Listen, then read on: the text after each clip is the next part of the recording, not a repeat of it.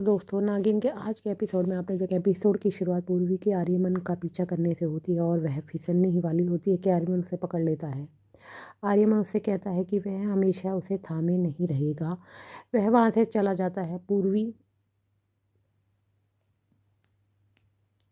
वहाँ से चला जाता है वह वहाँ से चला जाता पूर्वी सोचती है कि आर्यमन सिर्फ वही कहता है जो वह कहना चाहता है, वह कभी दूसरों की नहीं सुनता। टीना का परिवार आता है और आर्यमन का परिवार उनका स्वागत करता है। वे एक पारिवारिक तस्वीर खिंचवाते हैं। पूर्वी रवीश को देखती है और उम्मीद करती है कि सगाई के बाद वह अपने परिवार से बात करेगा।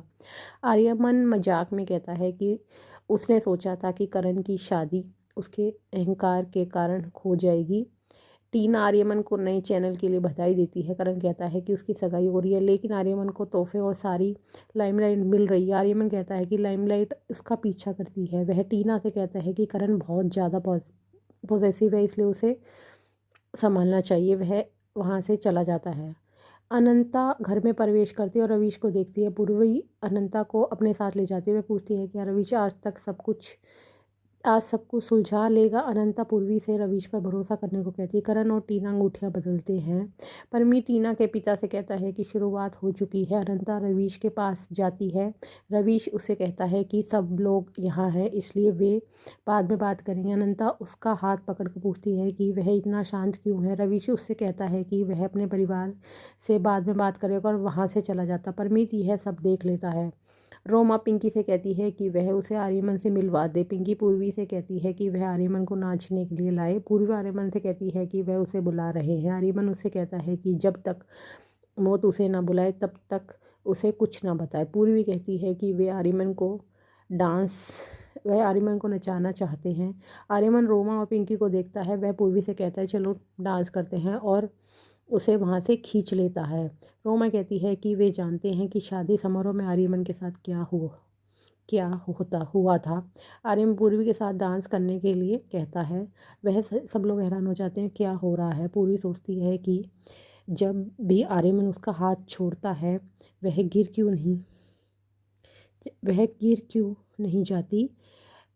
वे तुम वे तुम क्या मिले गाने पर डांस करते हैं और उनकी नज़रें मिलती है। फिर वे तू सफ़र मेरा गाने पर डांस करते हैं। कुछ समय बाद अनंता पूर्वी को बताती है कि आर्यमन के साथ कुछ हुआ है, इसलिए उसे शादी और शादी की रस्मों से नफरत है।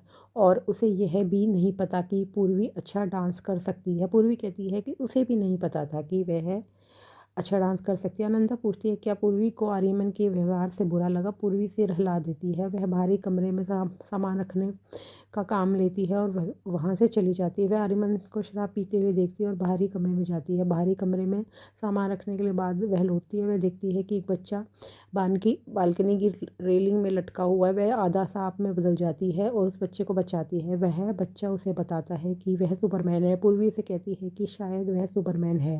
वह बच्चा देखता है कि सांप जैसी दिख रही है। फिर पूरी तरह से इंसान बन जाती है और वहाँ से गिर जाती है, लेकिन उसे कुछ नहीं होता। वह यह देखकर हैरान हो जाती है।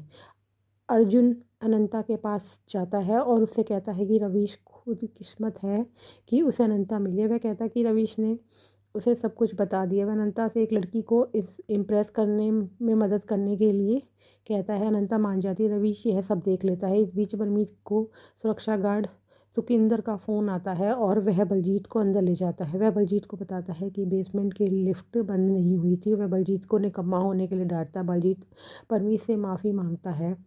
पूर्वी रवीश को टीना की सौतेली माँ को किस करते हुए देखती है। वह रवीश के पास जाती है और उससे पूछती है कि वह अनंता के साथ धोखा कैसे कर सकता है, वह लड़की कौन थी।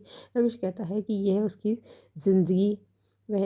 ज़िंदगी है। वह उसे धक्का देकर वहाँ से चला जाता है। अनंता वहाँ आती है, पूछती है कि क्या हुआ। न पूर्वी अनंता को बताती है कि रवीश ने एक लड़की को किस किया। अनंता पूर्वी को रवीश के पास ले जाती है और उससे पूर्वी की गलतफहमी दूर करने के लिए कहती है। रवीश कहता है कि पूर्वी सही कह रही है। वह कहता है कि जब तक अनंता ने शादी की बात नहीं करी थी वह उसे अच्छी लगती थी और यह उसके लिए एक अच्छा टाइम पास था।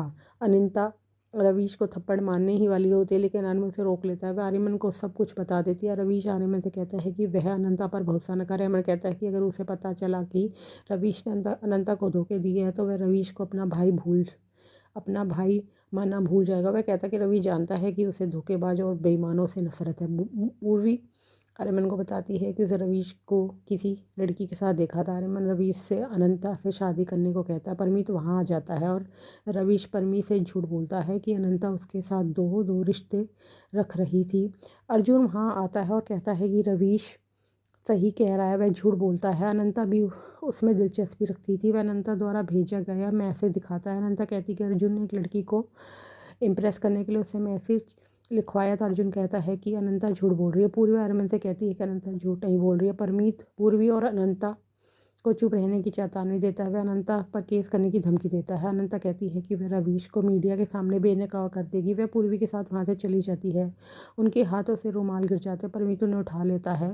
बाद में परमीत वुल्फ को वह रुमाल सुंघाता है और वह वुल्फ को अनंता और पूर्वी को संभालने का आदेश देता है। बाद में मारने का आदेश देता है। बाद में रोहन अपने घर के बाहर एक भेड़िया देखता है, लेकिन उसे कुत्ता समझ लेता है और वह उसको बिस्कुट देने बाहर जाता है और भेड़िए के हमले का शिकार हो जाता है। वह चीखता है। तभी अनंता और पूर्वी बाहर आती है। रोहन उन्हें भागने के लिए कहता है। अनंता गिर जाती है। पूर्वी वुल्फ का ध्यान खींचने के लिए भागती है। वुल्फ पूर्वी का पीछा करता है। उत्तरा जूनियर नागिन को बताती है कि तीसरा क्षण शुरू होने वाला। पूर्वी गिर जाती है और सांप उसे घेर लेते हैं। सांप उसे काटते हैं। पूर्वी उठकर चीखती है। वुल्फ उसे देखता है और उसके पास जाता है। पूर्वी वुल्फ की ओर दौड़ती है और उस पर हमला करती है।